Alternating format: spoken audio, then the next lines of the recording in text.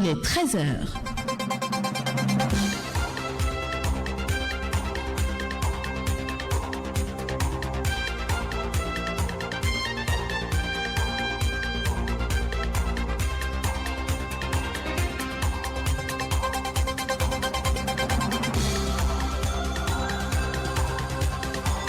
Des blessés dans un conflit domanial ce dimanche à Boukoumbe.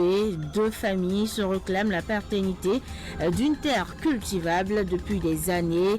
Ils en sont venus aux mains. Vous suivrez les précisions dans ce 13h. Et puis, fin de la phase orale et sportive du BPC ce mardi.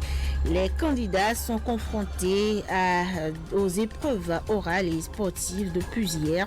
Tout se passe sans anicroche selon le constat fait ce matin au lycée Mathieu Bloquet de Parakou. Performance de ce jeu Badekouaro au BPC session de juin 2023. Ce collège situé dans la commune de Tcharo a fait 100% à suite examen national. Au total, 29 candidats ont été présentés et tous sont admis. Quelles sont les stratégies adoptées? Le directeur du dit collège sera dans ce 13h. La page des sports, la page Afrique et la revue de presse nationale seront également au menu de ce journal. Bonjour et bienvenue à tous. Radio Fraternité 96.5. Fraternité FM. Je vous l'annonçais en titre, 6 blessés, dont 2 graves. C'est le bilan d'un conflit domanial ce dimanche 9 juillet 2023 à Kouchantié, un village de l'arrondissement de Manta dans la commune de Boukoumbe. Deux familles qui se réclament la paternité d'une terre cultivable depuis des années en sont venues aux mains alors que l'affaire est pendante devant la justice. Ces deux parties en conflit ont perdu patience. Elles se sont affrontées munies d'armes blanches avec à l'arrivée plusieurs blessés transportés à l'hôpital. Kalis Kouagou est le chef de l'arrondissement de Manta. Il explique davantage ce qui s'est passé. Ce conflit date, le problème de terre de ce domaine-là, ça date. Ici, le 3e CA qui connaît le dossier. Le problème est d'aller au tribunal de conciliation, par exemple, c'est aller au tribunal de première instance de première classe de Natitengo.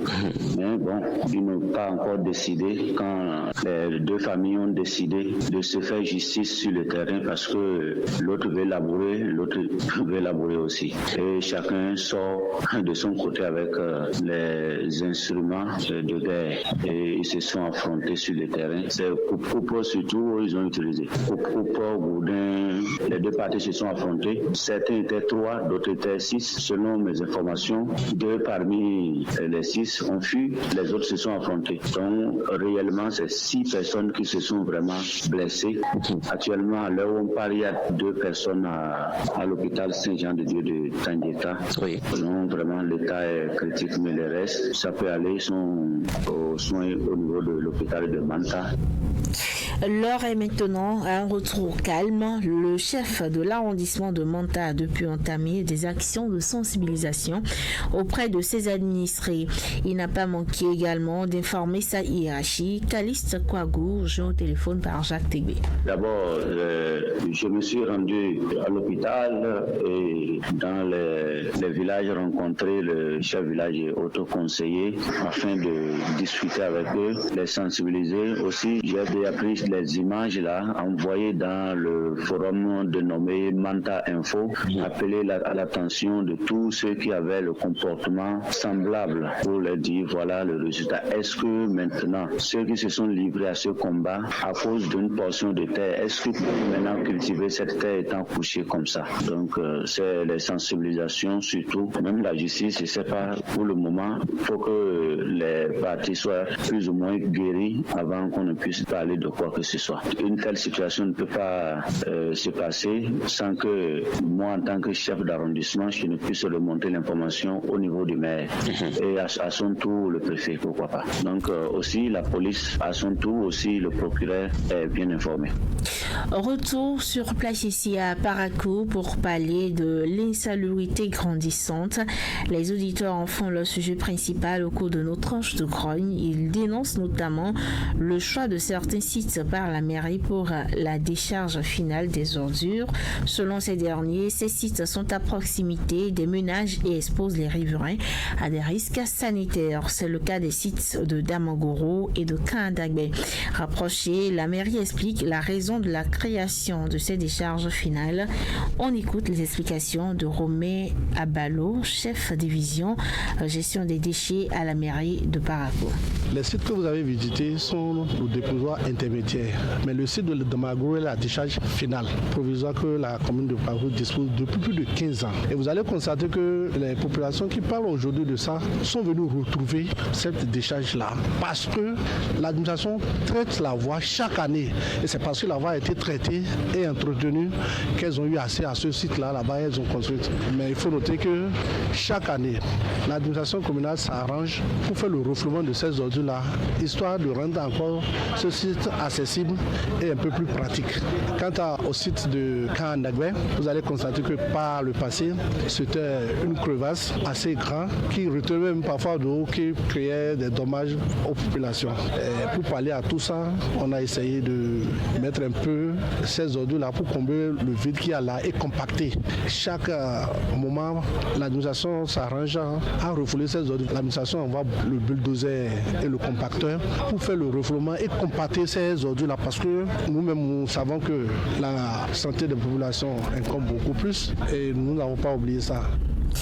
Le chef division gestion des déchets au niveau de la mairie affirme que pour l'heure, la décharge de Damangoro va continuer par exister. Il rassure également que la mairie a déjà choisi un nouveau site dont l'exploitation va démarrer avec l'arrivée de la société de gestion des déchets solides et ménagers d'ici quelques temps.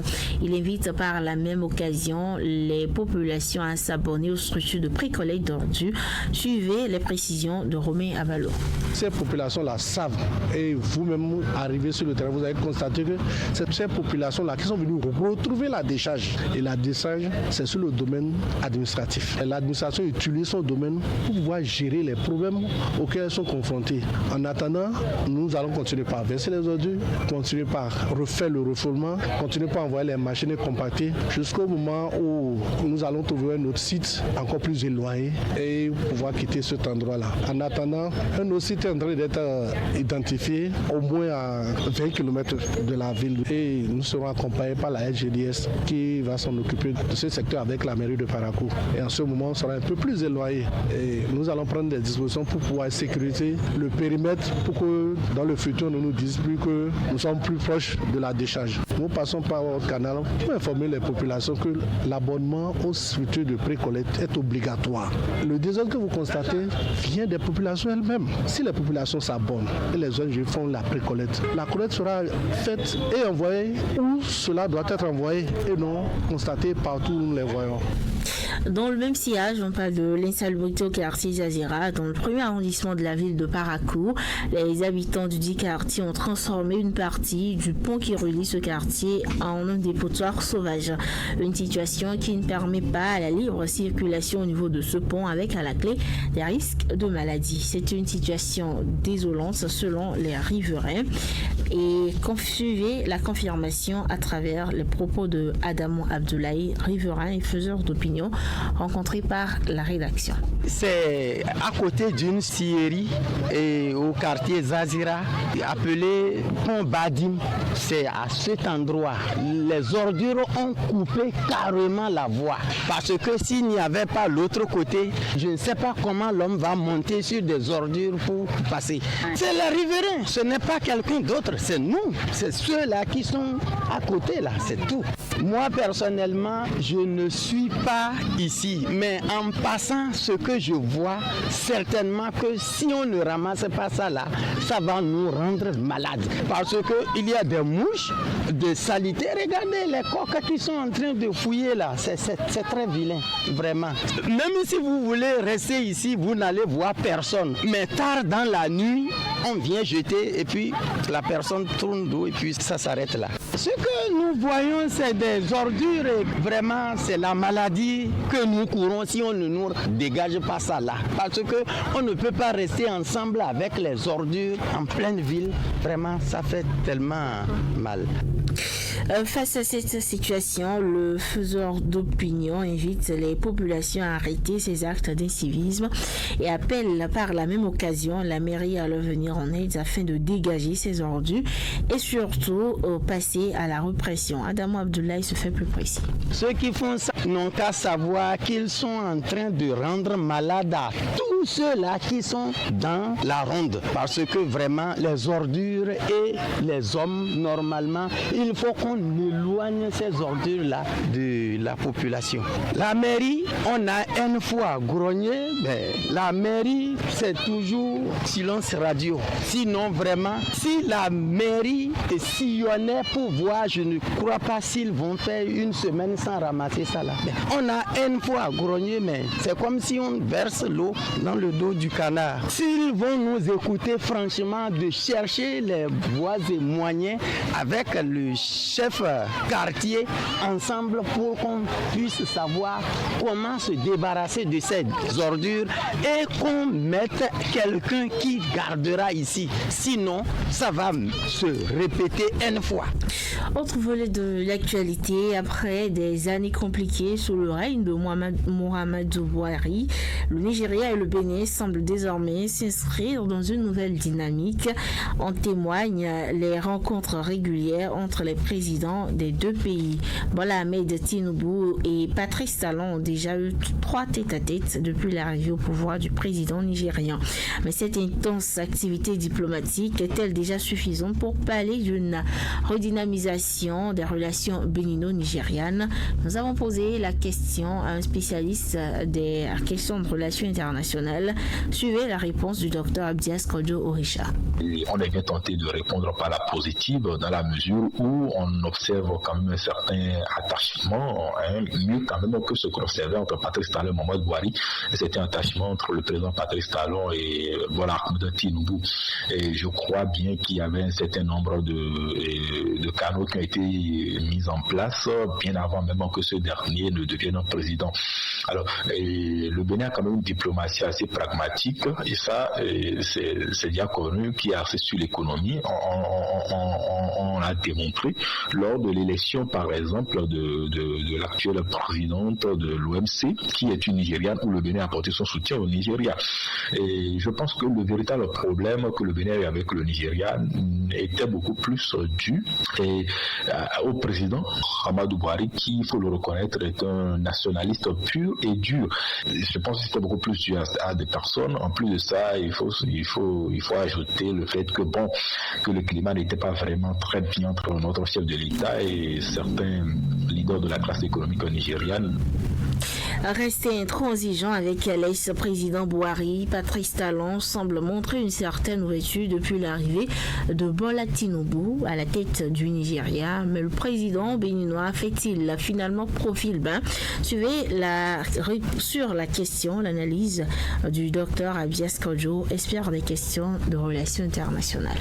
Je pense plutôt qu'il s'agit d'un certain pragmatisme. Et il y a une formule qui était sortie un temps, on dit quand le Nigeria éternue, le Bénin a la grippe, ou je ne sais pas si c'est l'inverse, j'ai un peu oublié la formule, mais dans l'autre des cas, cela ne s'était pas répété et il n'était pas bien sur le plan politique, que le Bénin soit tout le temps sujet aux humeurs du Nigeria. Ce n'est pas bien au plan politique pour le Bénin. Et c'est pour cette raison qu'il est dans une certaine mesure bien d'apprécier le fait que le Bénin ait pu résister, je ne le dirais pas chantage, mais quand même ait pu résister à la fermeture de ces frontières-là pendant toute la durée du reste du mandat de Muhammadu Buhari.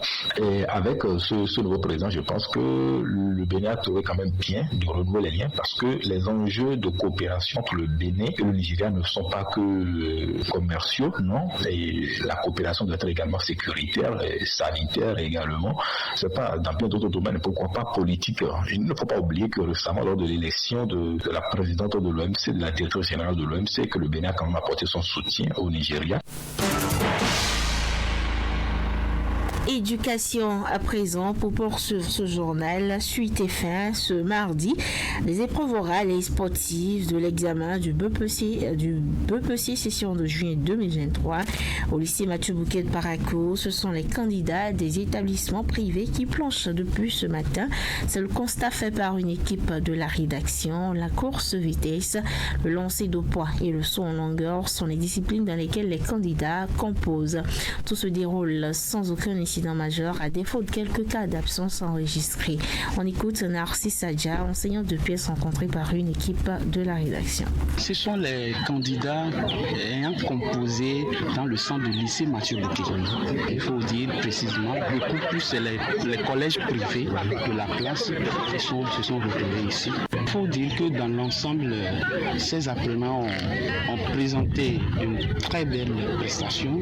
Il faut dire dans les trois activités, à savoir la course de vitesse, le lancer de poids et le saut en longueur, ces enfants se sont bien débattus. C'est bien ce soir, nous allons clôturer la phase sportive avec aussi l'oral. Pour les cas d'absence, il faut dire que ça nous a perturbé un peu parce que ces apprenants-là, ils n'arrivent pas vraiment s'identifier dans quel lot ils sont, et c'est après l'évaluation qu'on constate que d'autres apprenants viennent signaler qu'on dit je t'aide là-bas ou bien je ne savais pas où je devais rester, mais néanmoins nous insérons ces copies-là dans les lots et on arrive à les rattraper. Mais nous avons vraiment assez de cas d'absence que nous irons à notre niveau ici. Pas d'incident majeur, pas de blessés ou un infirmier, puisqu'il n'y avait pas la course d'endurance. Ici, il s'agit de la course de vitesse, le saut en longueur et le lancer de poids. C'est les activités individuelles où ces apprenants arrivent à s'en sortir facilement. Du côté des candidats, il se dit des épreuves auxquelles ils ont été soumis. Cependant, ils évoquent quelques difficultés rencontrées au cours de cette phase du BEPC. On écoute Kalimat Assouman, une candidate admissible au micro de Akila Stako du CIFIMA. Aujourd'hui, nous sommes en train de faire les épreuves sportives et orales. Et on a commencé par l'oral. Et moi, c'était l'anglais. Mais c'était pas trop difficile parce que j'ai un peu appris, et après ça nous sommes venus au terrain. On a commencé par le lancer de poids, après ça c'est le saut en longueur, la course de vitesse. J'ai rencontré des difficultés au niveau du saut en longueur pour pouvoir sauter et tout ça là. La suite, après tout ce que j'ai fait, mon BPC est déjà garanti. Ce journal se poursuit avec la page des sports.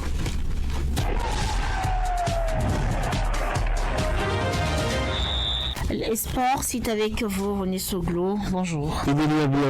Bonjour à tous. RoboCup, la Coupe du monde de foot des robots, prend fin en France. Oui, vous ne rêvez pas. À Bordeaux, en France, s'est tenue depuis le 6 juillet dernier une compétition mondiale pas comme les autres. Une Coupe du monde où ce ne sont pas Kylian Mbappé, Lionel Messi ou encore Cristiano Ronaldo qui courent sur le terrain, mais des robots. Et comme lors d'une Coupe du monde, des nationalités du monde entier s'affrontent. La compétition a été créée en 1996 par le scientifique japonais Hiroaki Kitano pour stimuler la recherche dans le secteur. Elle se donne pour objectif de rendre des robots capables de disputer la Coupe du monde de football aux côtés des humains en 2050. Cette année 2023, les automates du Roban FC, une équipe de foot développée par des chercheurs bordelais, ont dominé en finale leur adversaire nippon, donc japonais, conçu par des scientifiques de Tokyo. Mercato, Tottenham s'attache à Harry Kane. Visiblement prêt à tout pour retenir sa star malgré un contrat qui prend fin en juin 2024. Tottenham a fixé un prix pharaonique pour refroidir le Bayern Munich. Alors qu'un montant de 100 millions d'euros était évoqué, le Daily Mail est catégorique. La direction des Spurs réclame 140 millions d'euros pour Harry Kane, une somme que les Bavarois ne comptent évidemment pas dépenser pour un joueur à un an de la fin de son contrat. Mais il faut le dire, ce n'est pas tout. Tottenham fait également le forcing pour prolonger son attaquant avec l'offre désormais d'un nouveau contrat à hauteur de 400 millions de livres sterling par semaine, c'est-à-dire environ plus de 3 millions de francs CFA par semaine pour Harry Kane contre 200 millions actuellement. Suffisant pour inciter Kane à prolonger. En tout cas, c'est une affaire sûre. C'était les sports. La page Afrique après cette pause.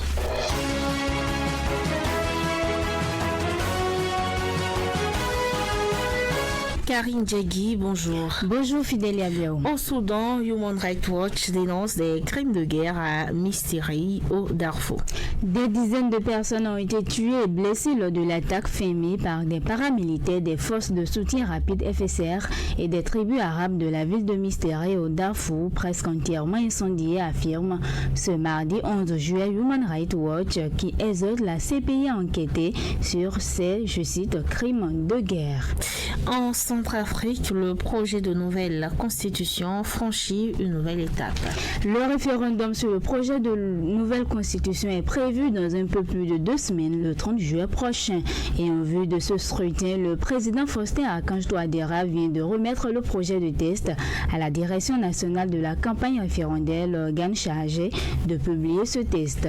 La mesure phare concerne le mandat présidentiel qui passe de 5 ans limité à 2 mandats à 7 ans sans restriction. Ce projet de loi sera communiqué au cours de la campagne référendaire prévue du 15 au 28 juillet pour un vote le 30 juillet. On retrouve à présent Epiphane Chabi dans la revue de presse nationale.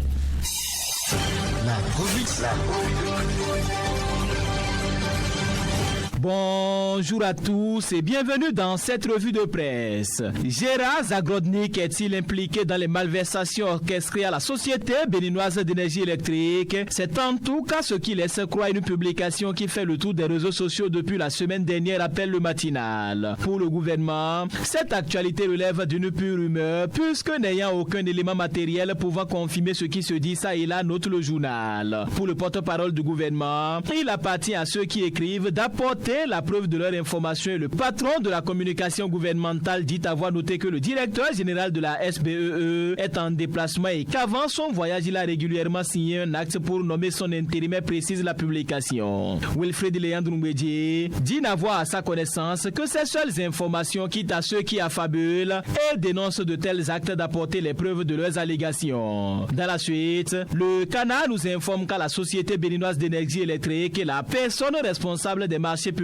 ainsi que le directeur technique de la même société et d'autres cadres sont cités dans un sulfureux dossier de détournement de fonds. Les mises en cause auraient, selon plusieurs publications, orchestré des malversations de centaines de millions de francs CFA d'après les résultats d'enquête, nous informe le journal. Sur le même sujet, Martin Libre, pas du même avis, annonce que le gouvernement fait volte-face sur ce scandale à la Société béninoise d'énergie électrique et demande si l'on doit craindre pour la manifestation de la vérité. D'ailleurs, enseigne la publication, Wilfrid Léandre Mbedji sur Radio Fraternité FM Parakou avait lui-même confirmé qu'il y a bel et bien scandale à la Société béninoise d'énergie électrique. Du coup, l'information qu'il avait confirmée devient une rumeur colportée par les médias, se désole le journal. Si ce n'était que le souci de laisser la justice aller au bout avant de se prononcer sur le sujet, le secrétaire général adjoint du gouvernement allait trouver les mots justes pour le dire, mais dire ne pas connaître à ce jour un dossier SBEE, c'est une façon de revenir sur ses propos, une façon de faire volte-face, analyse la publication. Alors, le journal se demande si c'est Wilfrid Léandre Mbedji qui était vite allé en besogne ou c'est le chef de l'État qui n'a pas aimé le fait que l'information sur le scandale à la SBE soit connue des médias. En attendant, cette question reste posée 24 heures au Bénin. Pour sa part, s'intéresse dans la suite de cette revue aux efforts du gouvernement béninois dans le cadre de la lutte contre les maladies tropicales et informe que le Bénin a reçu des félicitations à la 63e session ordinaire de la CEDEAO. En matière de lutte contre les maladies tropicales, la République du Bénin a obtenu le 13 juin dernier le certificat d'élimination du trachome, maladie à l'origine de la cécité chez plusieurs personnes, rappelle la publication. La stratégie chance, changement de l'environnement, antibiothérapie, nettoyage du visage, chirurgie des cas compliqués mise en place par les autorités béninoises a conduit au recul de la maladie et son élimination en tant que problème de santé publique sur le territoire béninois, nous informe le journal. Outre le Bénin, le Ghana a été également félicité par les chefs d'État et de gouvernement de la CEDEAO pour leurs efforts à lutter contre les maladies tropicales, informe Décryptage Info et l'informateur. Pêle-mêle à présent et on démarre avec la boussole qui en page politique nous informe que pour le développement politique et économique dans la 8e circonscription électorale,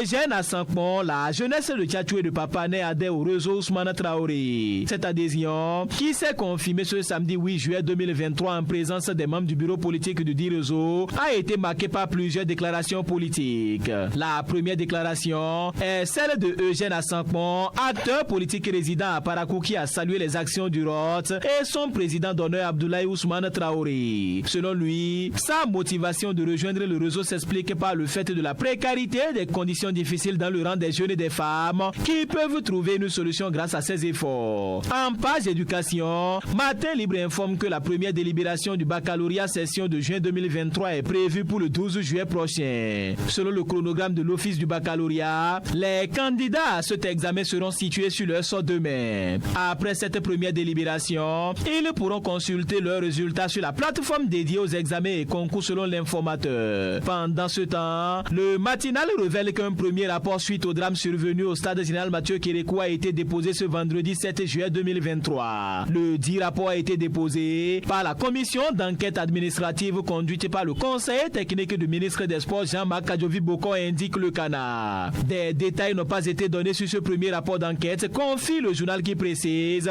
que notre rapport sera déposé dans quelques jours, clôturant ainsi les travaux de la dite commission d'enquête. Fin de cette revue. Merci de m'avoir suivi.